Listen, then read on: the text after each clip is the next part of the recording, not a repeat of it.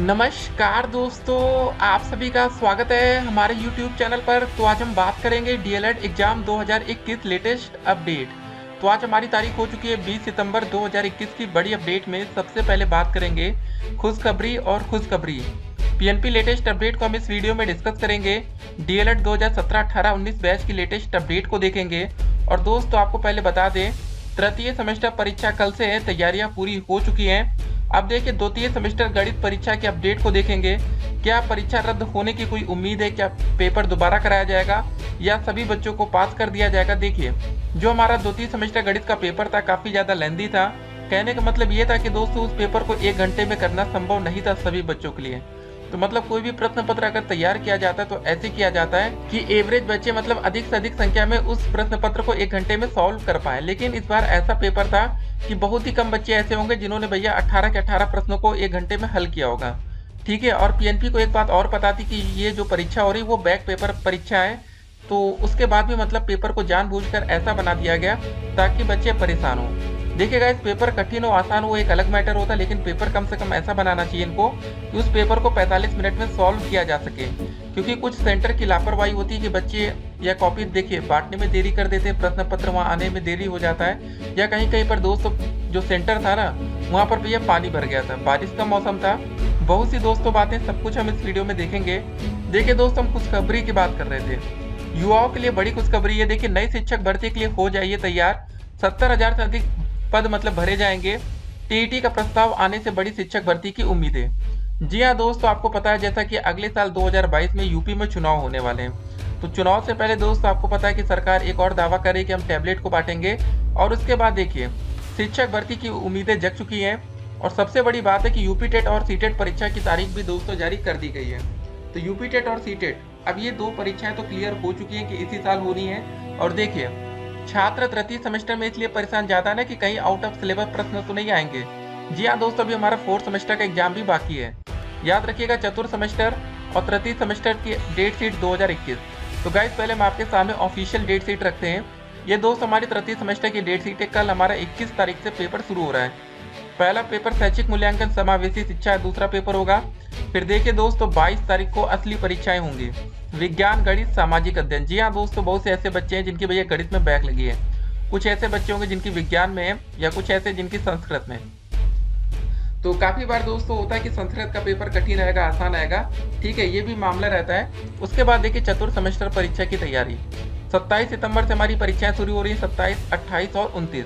तो गाइस एक बात जरा आपको ध्यान में रखना है कि हमारा जो असली पेपर होगा वो गणित का होगा 28 तारीख को और अंग्रेजी का पेपर 29 तारीख को। देखिए, हम वो सब्जेक्ट आपके सामने रख रहे हैं जिसमें आपकी बैक लग सकती है या लग जाती है। ठीक है, पेपर बहुत कठिन आपका नहीं आता, लेकिन काफी बार छोटी छोटी लापरवाही हो जाती है, जैसे विज्ञान। देखिए गाइस, आप किसी भी परीक्षा को अगर पासिंग मार्क की नज़र से देखेंगे तो पेपर पास करना कोई भी कठिन नहीं होता। अगर कोई पेपर हमारा 25 अंक का है, 25 नंबर का, तो पासिंग मार्क तो हमारा 12 ही होता है। अगर 50 नंबर का पेपर है तो पासिंग मार्क हमारा 25 नंबर। 50 नंबर का पेपर में 15 नंबर के बहुविकल्पी प्रश्न, 15 नंबर के अति लघु उत्तरीय, मतलब 30 नंबर तो ऐसे ही हो गया। ठीक है, अगर आपने दोस्तों बहुविकल्पी अति लघु उत्तरीय में हेल्प मिल गई तो भैया आप तो 25 नंबर ऐसे ही पार कर जाएंगे। हाँ, याद रखिएगा, काफी बार दोस्तों ये होता है कि आपका पढ़ा हुआ कुछ नहीं आता, तब देखिए इसमें दिक्कत आती है। ठीक है, तो लेकिन 25 में 12 नंबर आपके कैसे आ सकते हैं, पहले इसको समझ लीजिए। 5 नंबर के बहुविकल्पी प्रश्न, अगर आप क्लास के सबसे कमजोर छात्र हैं भैया, तब भी आपको कम से कम नहीं तो बहुविकल्पी में देखिए डीएलएड की परीक्षा में इतनी हेल्प हो जाती है। देखिए, हम सच्चाई आपको बता रहे हैं, ऐसा कुछ है नहीं कि नकल नहीं होती। ये बात आप बहुत अच्छे से समझते हैं, कुछ भी आपसे छुपा नहीं है। अगर दोस्तों 5 बहुविकल्पी प्रश्न आप कर लेते हैं तो उसके बाद आपके देखिए 6 ठो अति लघु उत्तरीय है और 14 नंबर के दोस्तों लघु उत्तरीय। अगर दोस्तों आप मुश्किल से 3 लघु उत्तरीय प्रश्नों का सही जवाब देते तो मतलब सिंपल सा 3 का मतलब 6 नंबर हो जाएगा, 6 5 ये 11 हो जाएगा। अगर आप दोस्तों 1 अति लघु उत्तरीय प्रश्न भी कर लिए तब आपका 12 नंबर बन जाएगा। तो कुल मिला के आप ये समझिए कि परीक्षा पास करना कोई कठिन काम नहीं है, बस आपकी तैयारी कैसी है। एक बात और आपको बता दें, अगर आप 5 में से 5 बहुविकल्पी प्रश्न सही करके आते हैं तो 90% दोस्तों आप परीक्षा को पास कर ले जाते हैं। एग्जामिनर देखता है कि भैया सारे बहुविकल्पी सही है तो उसके नज़र में आप अच्छे हो जाते हैं। जब दोस्तों वो चेक करने लगता है कि हाँ एक एक नंबर देने लगता है ना, तो फिर काफ़ी बार क्या होता है कि वो अधिकतर वो आंसर देखता है। देखिए, एक बात और आपको हम बता दें यहाँ पर कि अगर आपको लगता है कि भैया हमें सवाल नहीं लग पा रहा गणित में, तो एक काम करा करिए, बीच में दोस्तों प्रयास करा करिए 2-4 लाइन करके, और बाकी बाद में आप आंसर पता कर लिया करिए। देखिए स्टेप मार्किंग गणित में होती है, 1-2 स्टेप सही करके भैया आंसर को बढ़िया से आप स्केच पेन से ऐसे ब्लैक करके ऐसे सजा देंगे ना कि आंसर इतना आ रहा है। तो काफ़ी बार जो एग्जामिनर होते हैं, कुछ ऐसे एग्जामिनर तो खाली आंसर को देखते हैं और आपको नंबर देकर आगे बढ़ जाते हैं। तो अगर उस टाइप का आपको एग्जामिनर मिला तो भैया ये फ़ायदा आपको हो जाएगा। लेकिन अधिकांश एग्जामिनर जो आजकल होते हैं वो स्टेप मार्किंग करते हैं। 2 चीज़ ज़रा समझ लीजिए, एक स्टेप मार्किंग और एक आंसर देखने वाले एग्जामिनर। स्टेप मार्किंग वाले ज़्यादा बढ़िया वैसे कहे जाते हैं, क्योंकि गणित में काफ़ी बार ये होता है कि भैया आप 6 लाइन का मान लेते सवाल है, 5 लाइन आप सही कर जाते हैं, अंतिम में दोस्त आपका आंसर गलत आ जाता है। स्टेप मार्किंग वाले रहेंगे तो 2 नंबर का क्वेश्चन है तो आपको 1.5 नंबर देकर चले जाएंगे। लेकिन दोस्तों आंसर देखने वाले रहेंगे तो आपको सीधे 0 नंबर दे देंगे। तो काफ़ी बार दोस्तों आंसर देखने वाले से बच्चों को फायदा होता है, काफ़ी बार स्टेप मार्किंग से भी फायदा होता है। अब दोस्तों देखने वाली बात होगी कि आपको कैसा एग्जामिनर मतलब आपकी कॉपी चेक करेगा, ठीक है। बाकी नकल की उम्मीद करके आप लोग पेपर में मत जाइएगा, और मिल गई तो उसको छोड़िएगा भी मत, ठीक है। दोनों बातें हैं। अब जरा इस अपडेट को हम देख लेते हैं।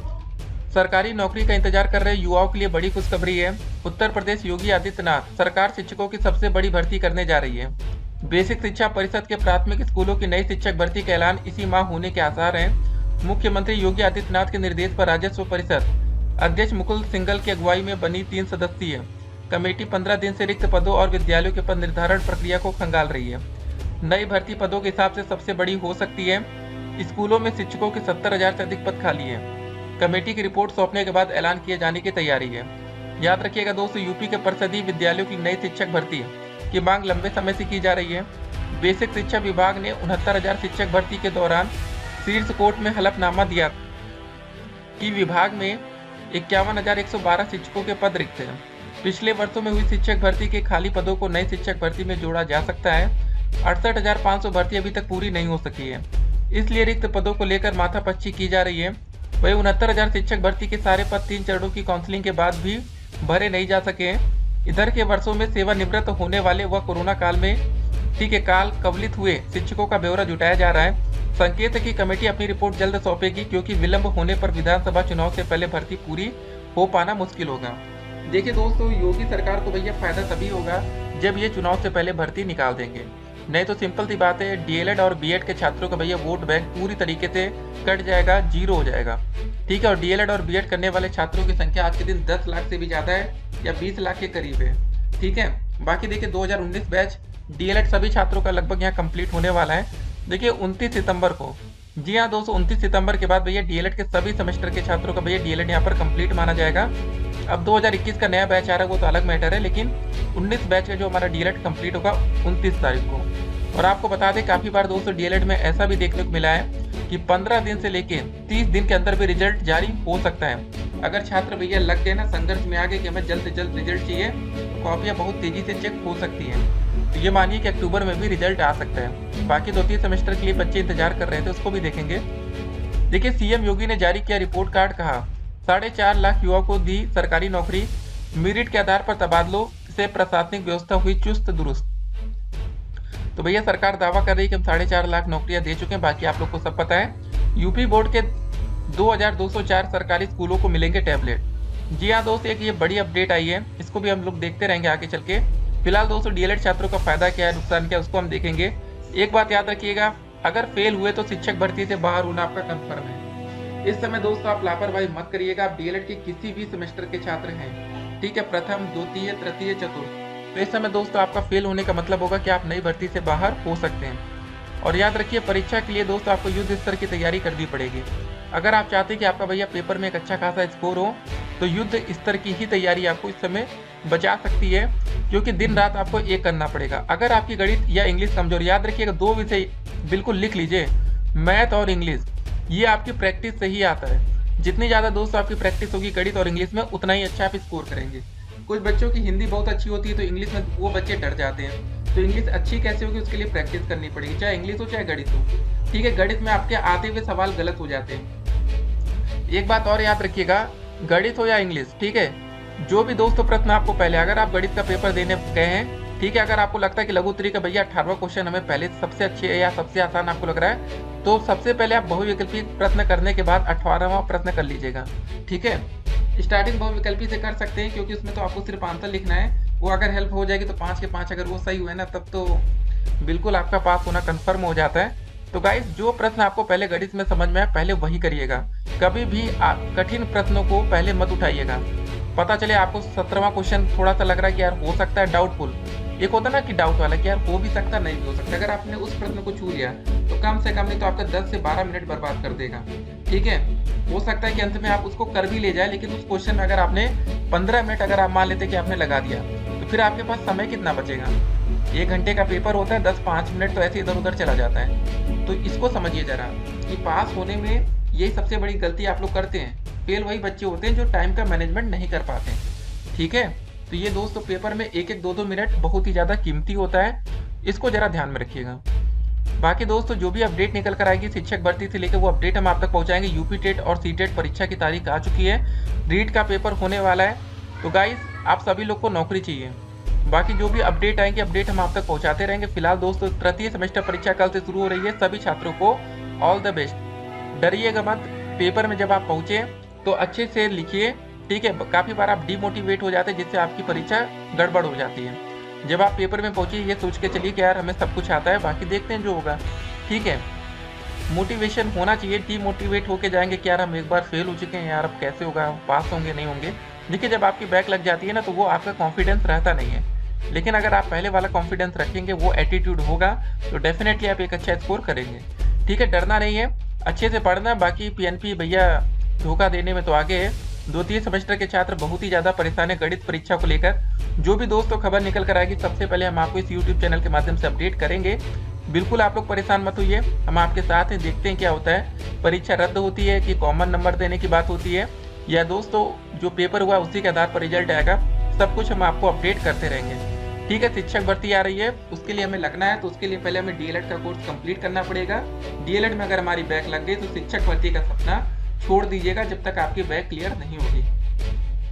तो शिक्षक भर्ती में आपको मौका कब मिलेगा? जब आपकी डीएलएड में कोई बैक नहीं, आपका प्रथम, द्वितीय, तृतीय, चतुर्थ सेमेस्टर, चारों सेमेस्टर का रिजल्ट क्लियर होगा। मिलते हैं एक और वीडियो में, तब तक के लिए stay connected. Have a nice day.